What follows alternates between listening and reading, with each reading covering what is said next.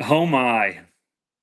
And not in a good way, not in the Corey Seager hits a 3-run blast to win the game way, in a what just happened kind of way.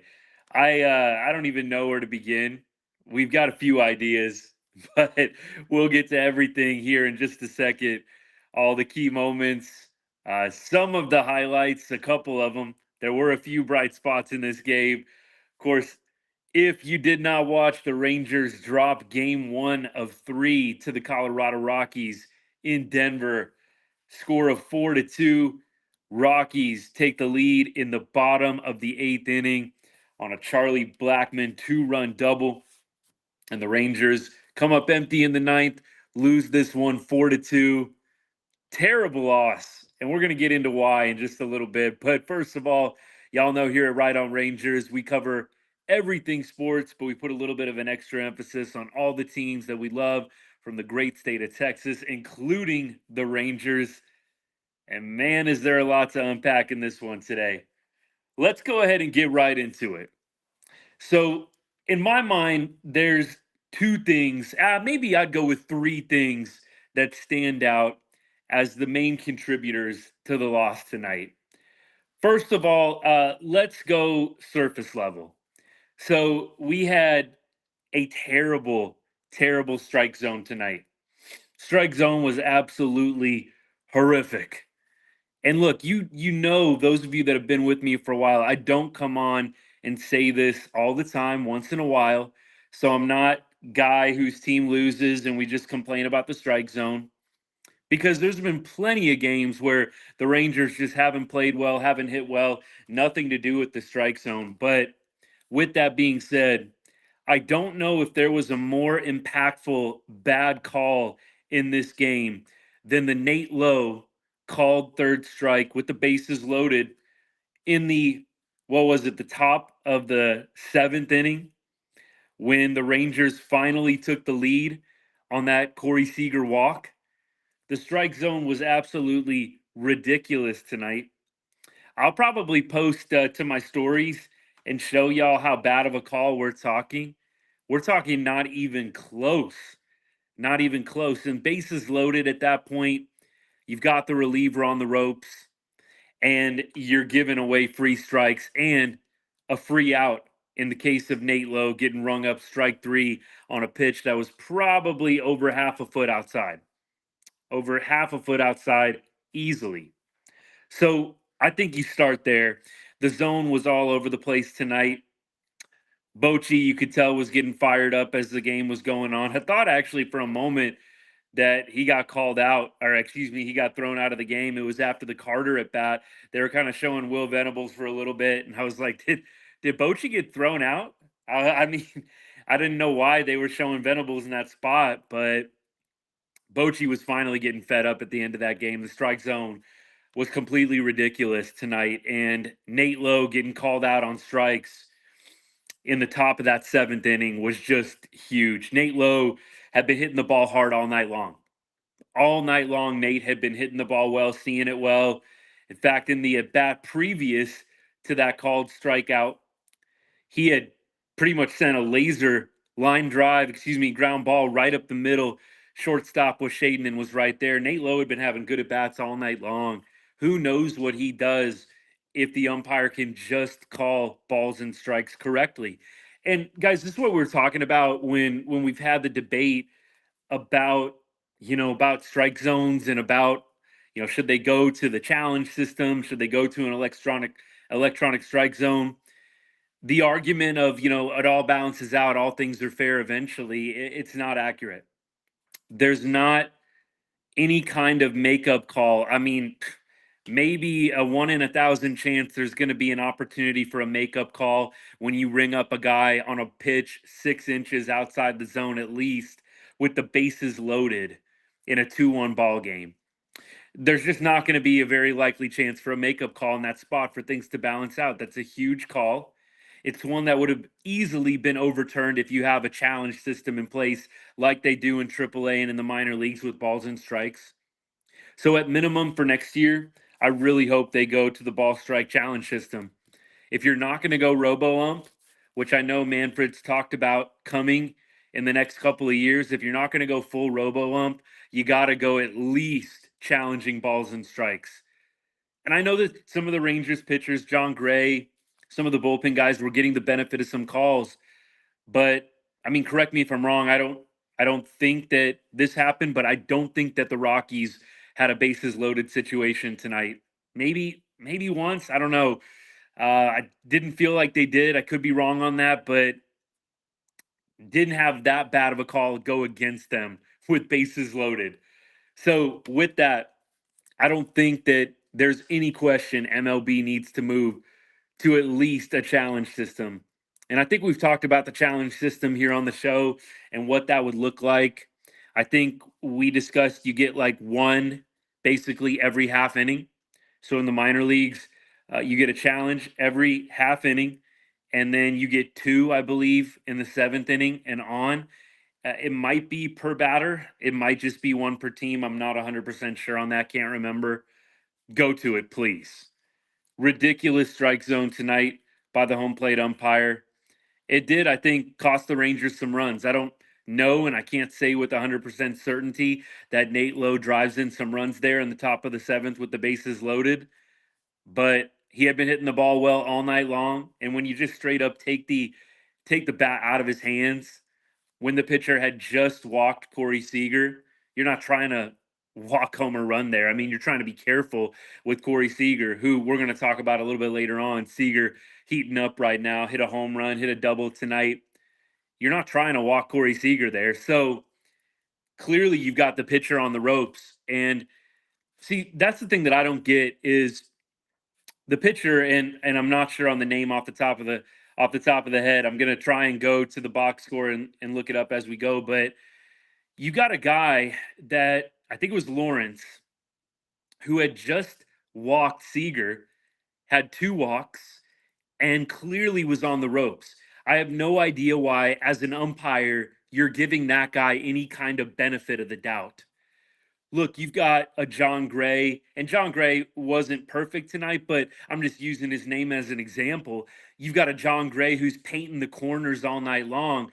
Yeah, okay, I can see you give him a little bit of the benefit of the doubt on some pitches that are slightly off the plate or high or low. That makes sense. The guy that ends up striking out Nate Lowe wasn't even close on some of those Corey Seager pitches. I just don't know why, as an umpire, you're even trying to give a guy like that the benefit of the doubt in that kind of moment. If anything, the zone shrinks a little bit. You've got a guy who's wild and not throwing strikes. It just doesn't make any sense to me when you've got a guy and you're an umpire back there behind the plate. You've got a guy who's clearly wild and doesn't have it, and you're calling way more than borderline pitches strikes. Makes no sense to me. Makes absolutely no sense. So that's the first thing. I'm Mike. Not sure about that one, by the way. What's up, by the way, my friend? Thank you for tuning in tonight. I didn't hear that. I would be interested to know. And like I said, the Rangers did get calls their way too. So we're not sitting here saying, yeah, it was one sided, it was terrible.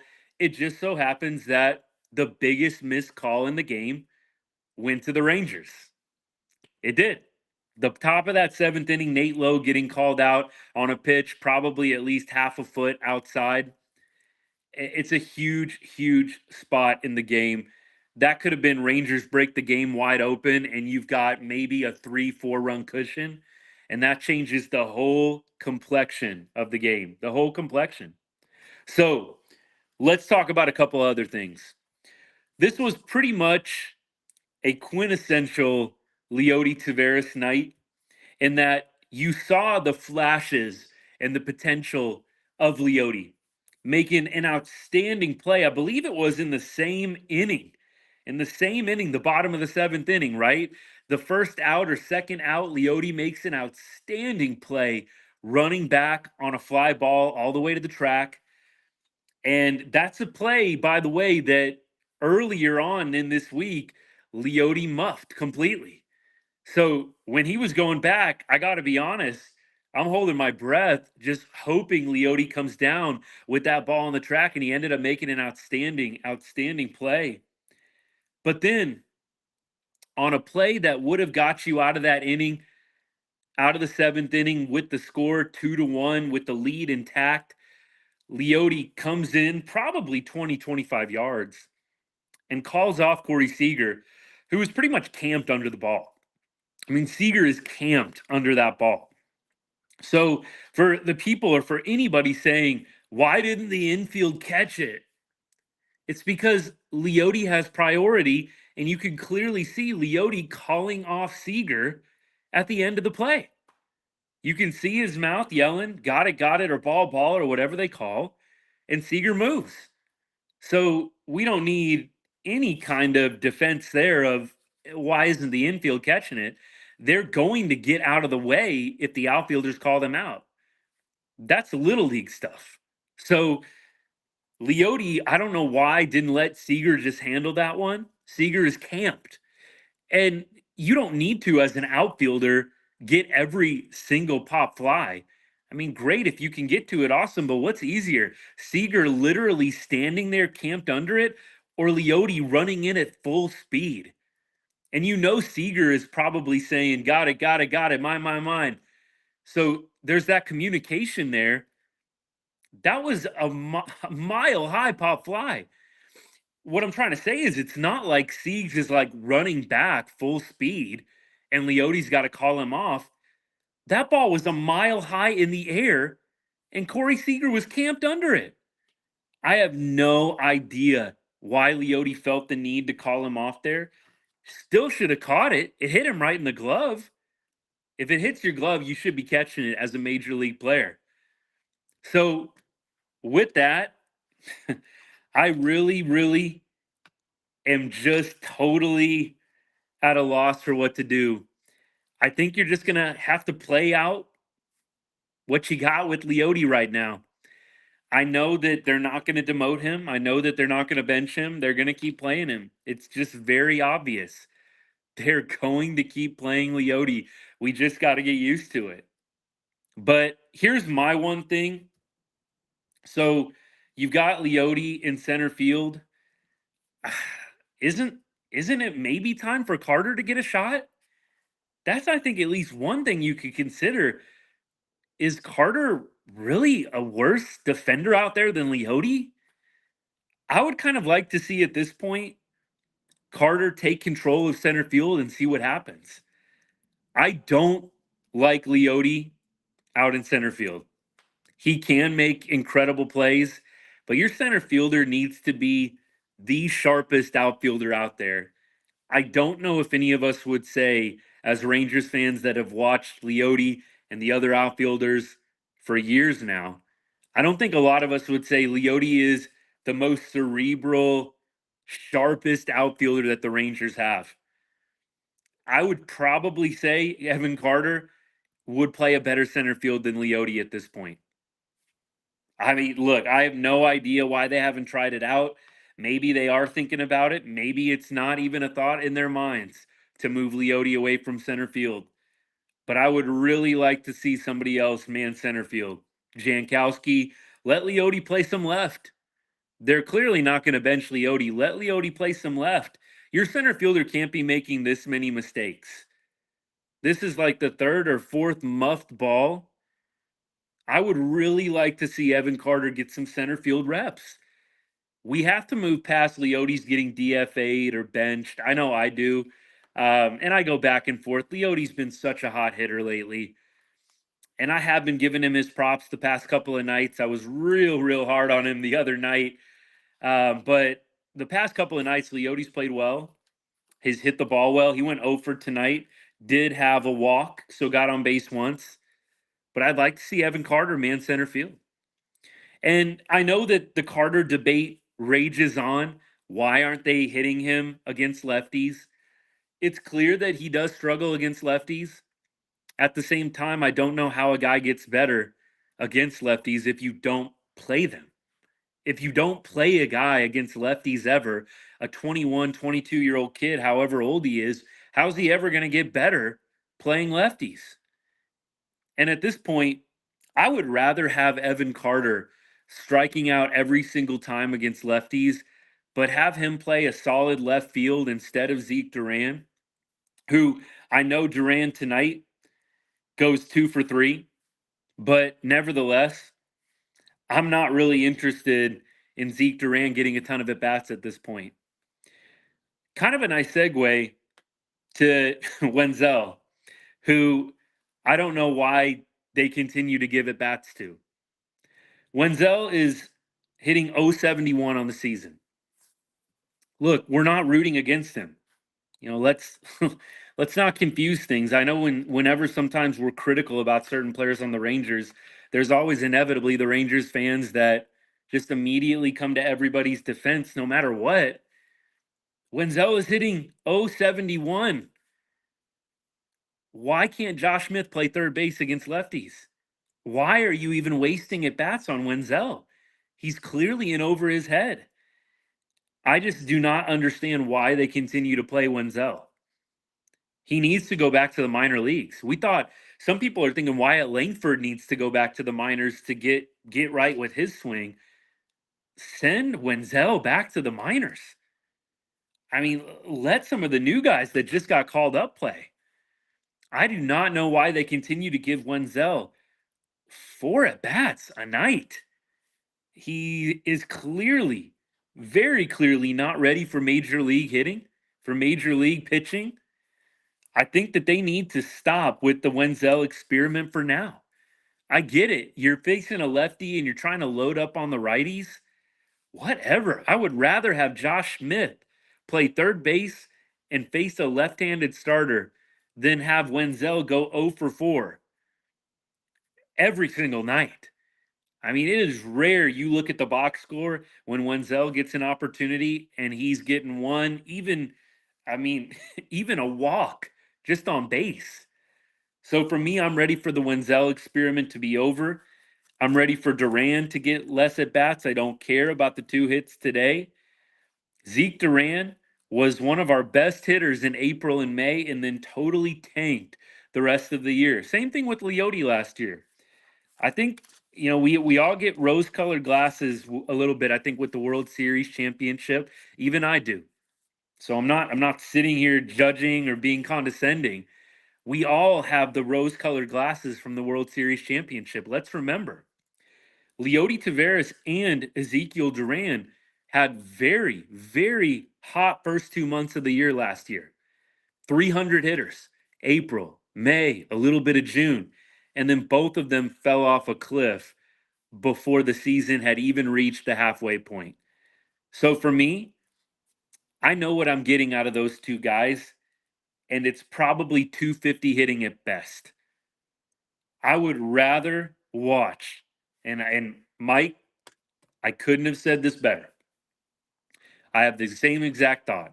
I would rather watch Carter K 4 times against lefties than watch Leody or Ezekiel Duran. You're having Zeke Duran play left field. I would rather watch Carter play left field and strike out 4 times against lefties. I just would. Again, 281, it's fool's gold. If Zeke Duran hits over 300, I'll have to think of something funny that I can do on the live at the end of the season. If that dude manages to sniff 300 by the end of the year, I'll have to think of something, y'all. I am just I'm not buying into the 2 for 3 night against the Rockies hitting 281. I'm not buying into it. I would much rather see Smitty play against lefties too. Wenzel needs to go back to AAA. And I say that as a fan that wants him to succeed and is watching him clearly being over his head. He's hitting less than 100 on the year. His average, too, he's gotten enough at bats now where even if he gets a hit, it's not going up over 100 anytime soon. He's going to be up in maybe the 080 range. Like, it's not going up anytime soon. So I know that we just traded for Grossman to try and solve this problem with lefty starters.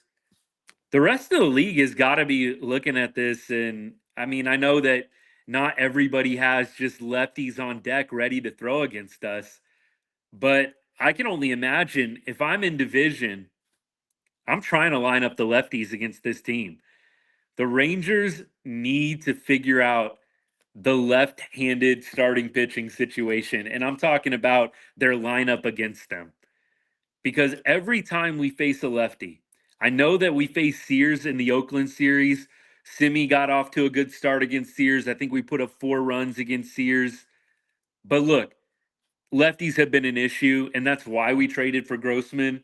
Now Grossman tonight goes 0 for 2. He had a walk. And look, Robbie, I think it's a feel good move. I like the move, but Robbie's not giving you anything crazy.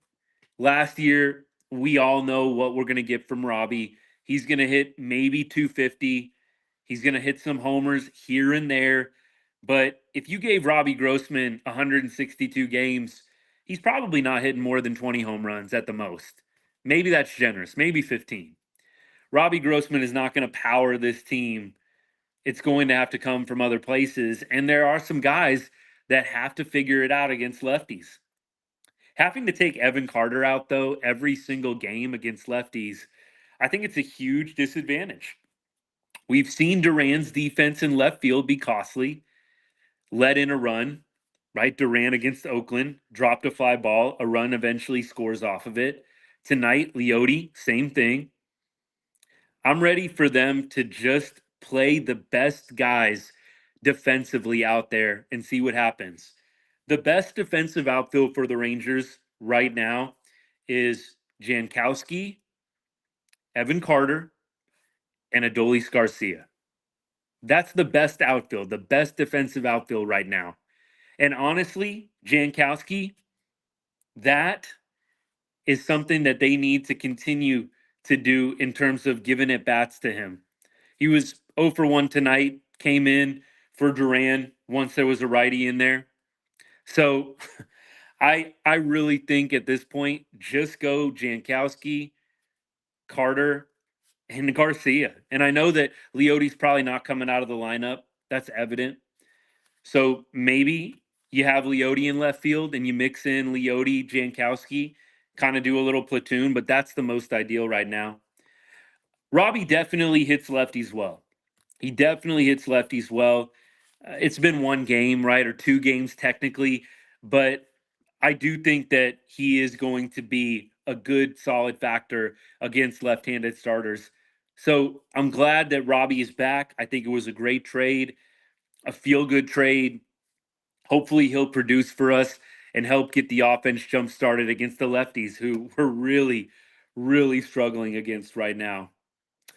Now, let's get to probably what's the most controversial decision of the entire night, which is the decision to pitch Yeri Rodriguez in a game that's tied in the 8th inning with 2 runners on and 2 outs. Now, I just got a notification from Evan Grant, Rangers beat writer, that Robertson and Yates needed an extra day. Leclerc was going to be the closer tonight. And those 2 guys were basically unavailable. They needed an extra day. So look, if that's the case, I guess it is what it is. It is what it is, right? What are you going to do there? I mean, if they need an extra day, and that was the plan all along, I guess you got to go with it. I still don't think I would have thrown Yeri Rodriguez in that spot. I mean, Grant Anderson had gone 1 inning. He was getting into a little bit of trouble. But I think I would have probably tried to go just about anywhere else. I mean, seriously, I don't know why or or how they thought that was going to go well, throwing Yeri Rodriguez into that situation. I mean, Gary Rodriguez has given up a home run probably in over 75% of his appearances. I wish I was lying. I wish I was kidding. Yeri Rodriguez has given up a home run. I'm pretty sure I looked this up about a week ago, maybe even less, maybe 5, 6 days ago. Given up a home run in over 75% of his appearances.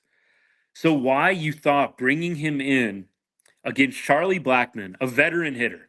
I mean, look, Blackmon is not the Blackmon of 5, 6 years ago making the All Star team, but Blackmon is their most veteran hitter, and you're sending in Yeri Rodriguez expecting that to go well, a righty lefty matchup. I know we had already burned Lats, but I just I don't even know why he was a thought to bring in this game.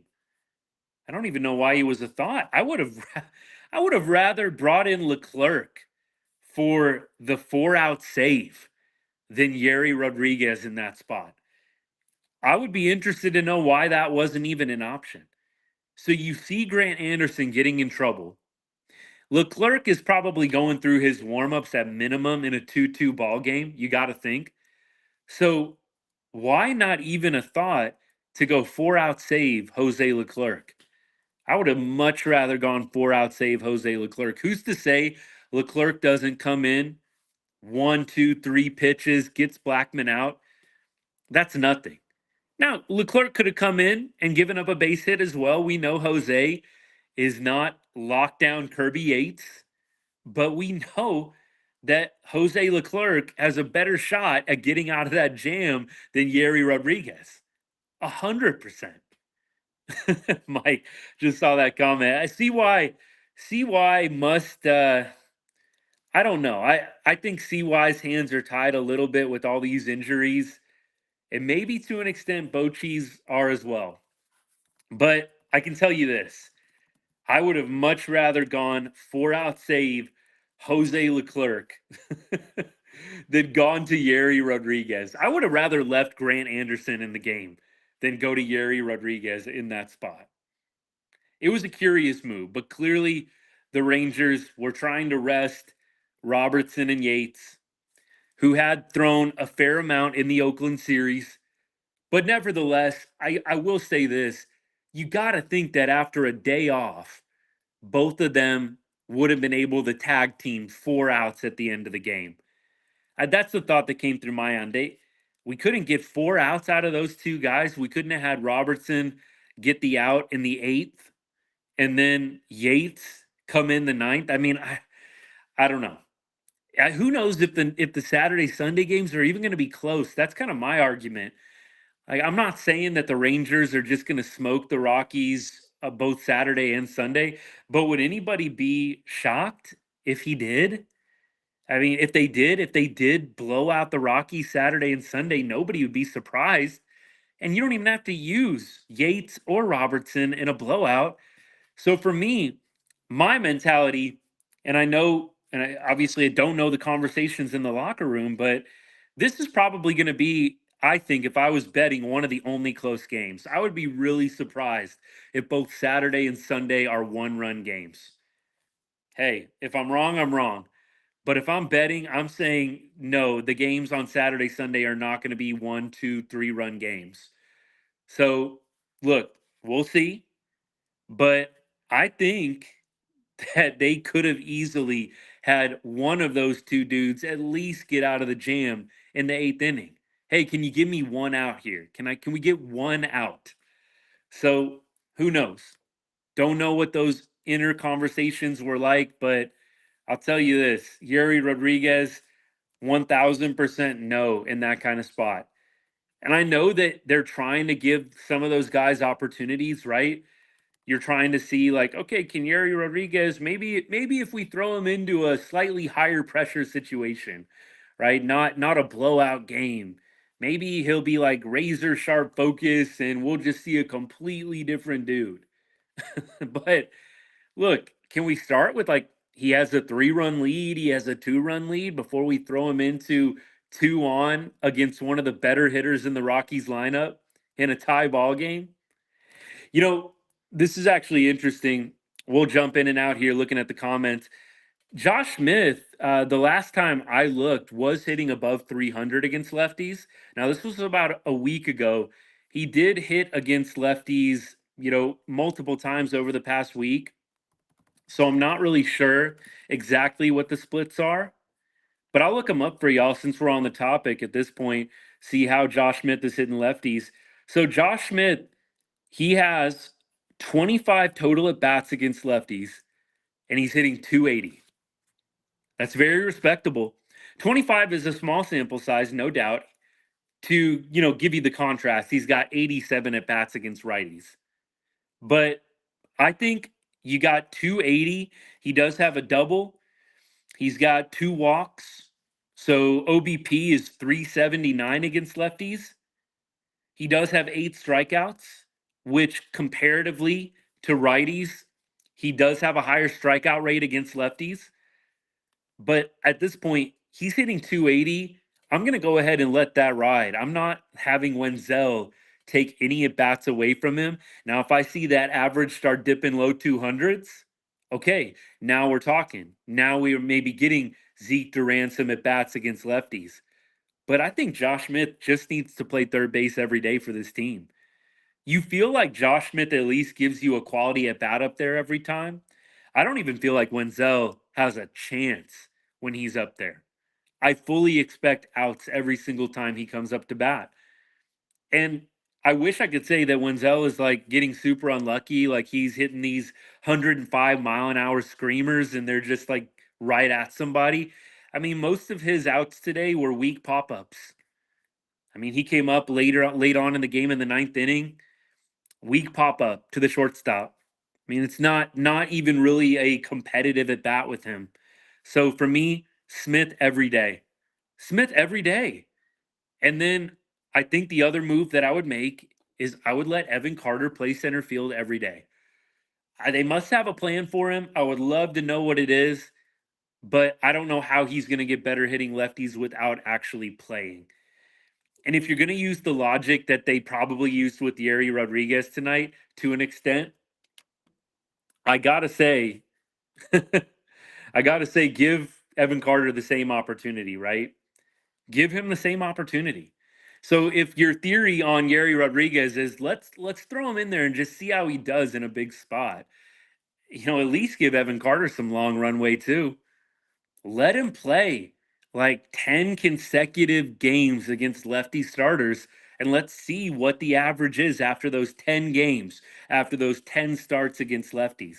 You figure that's 40 at bats, still a pretty small sample size, but nonetheless, I think that you could easily get a pretty good feel for how he's doing when you give him that extended, like actually consistent run of games against the lefty starters.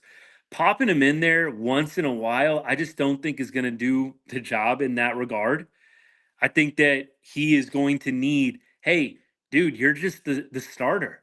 You're our guy every day out in center field, and we're just going to let that play. I think that does give a guy confidence and it does change your mentality.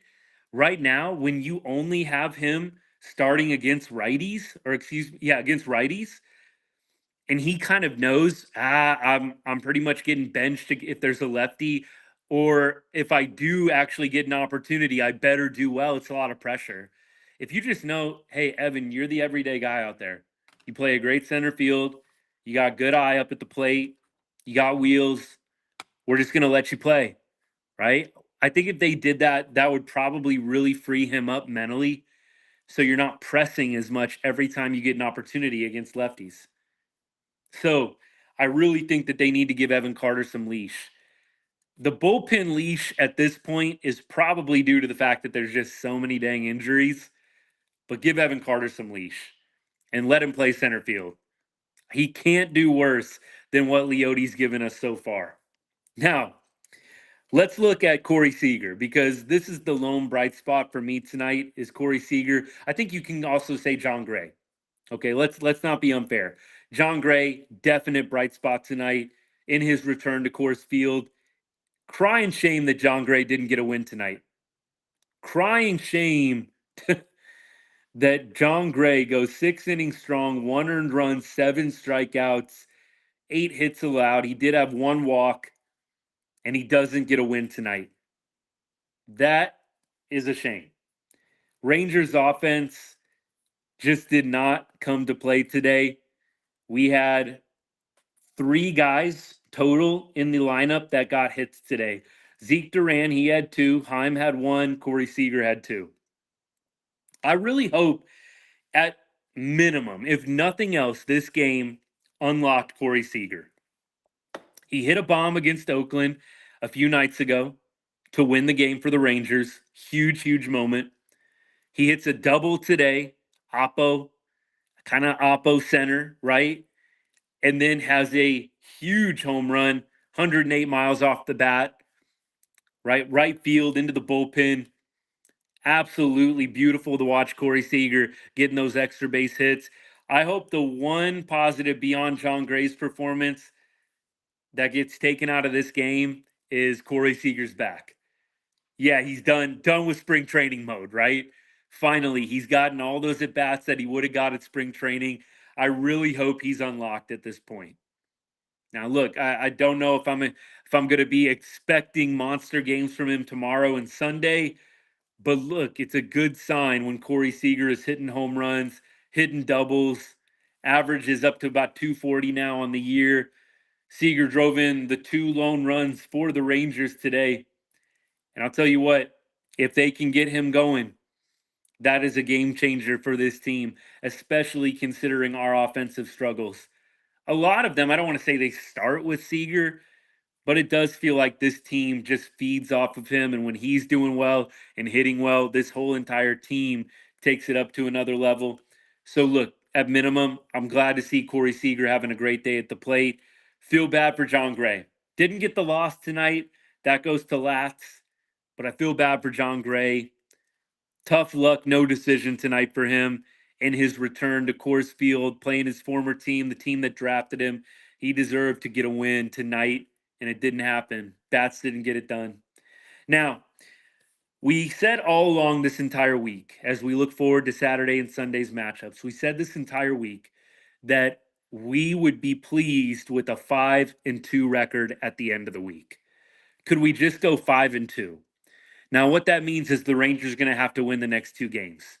If they don't win the next 2 games, the best they can do is 4-3 or 3-4. 3-4 would be a nightmare scenario against the two, or not, I don't want to say the two, but the worst team in baseball, the Rockies. And then Oakland, who is a little bit better this year, but we all know Oakland is nothing special. Going 3-4 this week is worst case scenario. That would mean we got swept by the Rockies. I'm hopeful that we'll end up going 5-2. I think that is a very respectable road trip. You're not going to win every single game, even against teams like the Rockies. That's the beauty of baseball. Any team can win on any given night. We do have to remember that. But I will say this, you need to be winning series against the Rockies. Yeah, I'm not going to be back here tomorrow night if we lose again saying that's just how it goes in baseball sometimes. I mean, I guess it depends on what happens, but we should be beating the Rockies 2 out of 3 times. So let's look at the matchup for tomorrow. So in tomorrow's game, we will be throwing Andrew Heaney, and it looks like Feltner is going for the Rockies. Heaney, 4.50 ERA, 0-4 record for Andrew Heaney. Can you believe that with how well Andrew Heaney has pitched of late? He still has 0 wins on the season. That's painful. I feel bad for the guy. He has been a tough luck loser in multiple starts. So hopefully tomorrow the Rangers can get Andrew Heaney his first win. I think Feltner is a 5.54 ERA guy. Let's see what Feltner did. Feltner a righty, by the way. That makes me feel a little bit better.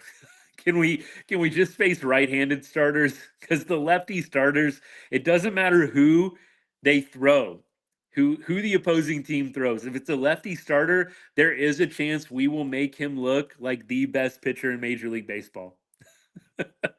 I mean, you just can't make it up. It's just how the Rangers are going right now. I hope it's a funk that we get out of. But Ryan Feltner throwing for the Rockies tomorrow.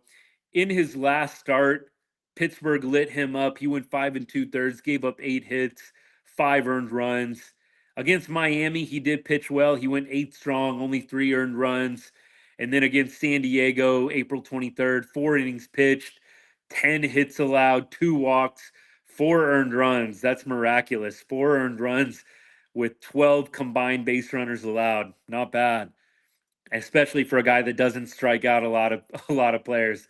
So he's got 10 strikeouts over his last 3 starts. So not a big strikeout guy. So Ryan Feltner's the guy the Rangers should be able to do some damage off of tomorrow. I hope. Gomber definitely is Gomber definitely is going to be, I think, the toughest pitcher that the Rangers face this series. Now, let's look at Sunday. So Sunday's still to be determined. So we don't know who they're going to be facing on Sunday. Rangers have not announced the starter either. Colorado, same. So we'll have to preview that tomorrow for y'all. But hopefully, Gomber, toughest starter that we'll see. I don't really think Gomber's even that tough. We just happen to make lefty starters look really good most times. So we'll see what tomorrow brings. I got to think the Rangers aren't going to be held to only 2 runs again. And I got to think that more than 3 guys in the lineup are going to be getting base hits tomorrow. Hopefully, Seager continues his hot start. All is not lost. These losses suck because you could have won this game. That's, I think, what bugs me the most. If we would have gotten just like absolutely walloped tonight, it would have been frustrating. But what's hard is you felt like this was a win that the Rangers just gave away. I think that's tougher for me than, you know what, John Gray didn't have it tonight. The Rockies lit him up in the first and second inning. So I think that I think that what I would say is the Rangers have to take care of business Saturday and Sunday. Otherwise, unsuccessful road trip. And they're really missing out on taking advantage of the Mariners and the Astros playing some good teams this week. I think Astros, by the way, did they get the win today? I was checking the score. Angels are up 1-0 in the top of the ninth on the Royals. Royals have a runner on first. Go Royals. A's are losing 8-0 to the Mariners. So I believe the Mariners are going to be what, a half tied with us or a half game behind us. They are 21-18 right now. So, or 20-18. So they would go to 21-18. We're 22-18. So we might have a half game lead on them still. Astros beat the Tigers 5-2. They moved to 14-24. And that is it around the AL West for AL West matchups. So you've got the Astros playing a Tigers team that's 500 right now on the road. You've got the A's and the Mariners hopefully beating up on each other. Angels are playing a good team. It's a great opportunity for the Rangers to gain some ground in the division, playing the Rockies. You got to win these next 2 games. Absolute must. All right, y'all. I'll check comments and then we are going to start winding things down. Tough night. Got to flush this one out, and you got to start new tomorrow. Tomorrow, by the way, is another night game. We have got a 7:10 Texas start time. Tomorrow is going to be a busy day in DFW sports. I believe we have the Stars and the Mavs playing at the same time tomorrow. I think those games start at 6:30, if I'm not mistaken. And then we got Rangers in that mix as well. So tomorrow is a big day for DFW sports. Of course, the Mavs and the Stars getting the win last night, each drawing that series even 1 game apiece. Luka goes for 29 last night and looked every bit like the MVP that he should have been. I know some of y'all probably saw the video I put out today on Luka. During baseball season, we're pretty much all Rangers. We love all DFW sports, though. So occasionally we like to get in the mix with some of the other teams. But I'll tell you what, both those series, I think, are going to be good series that might end up going 6 or 7 games. But I sure hope that the Stars and Mavs end up victorious. My prediction is yes for both. Yes for both on to the next round, but it's not going to be easy. But for the Mavs coming back home, Stars going on the road to Colorado. They were saying on the broadcast, I actually thought kind of a cool idea. So, you've got the Rangers playing in Denver and you've got the Stars playing in Denver. Could have done a little weekend getaway Friday night, watch the Rangers. It would have been a bad game to go to tonight. But then tomorrow night, you go catch the Stars game. Maybe you go Stars game tomorrow night. And then on Sunday, you finish out the Rangers series. And hopefully they'll get a win for you. All right, y'all. We're gonna get out of here, though. I know some of y'all are taking off too. I see in the comments. Appreciate y'all watching.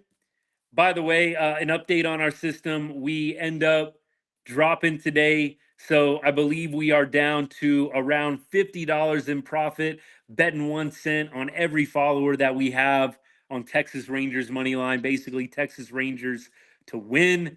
So we will look to get even higher into the black tomorrow and Sunday. But today we bounced down about 40 bucks, $50 in profit on the system on the year. Hopefully tomorrow is a new day for the Rangers. The bats will come alive. We'll get another great performance from Andrew Heaney. That's the plan. We'll have a video out to y'all probably in the afternoon. With it being a night game, I think we'll probably wait a little bit, put one out early, mid-afternoon, and then we'll be on after the game tomorrow. It might work out. We'll be able to talk about some Stars and Mavs as well in the live.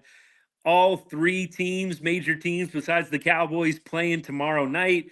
Should be a really fun day in DFW sports. I'm looking forward to it. Hope y'all have a great rest of your Friday night. And if I don't see you, a great rest of the weekend. Hopefully you can catch us at some point. If not, get us on the replay. But as we always say here at Right on Rangers, God bless. Go Rangers.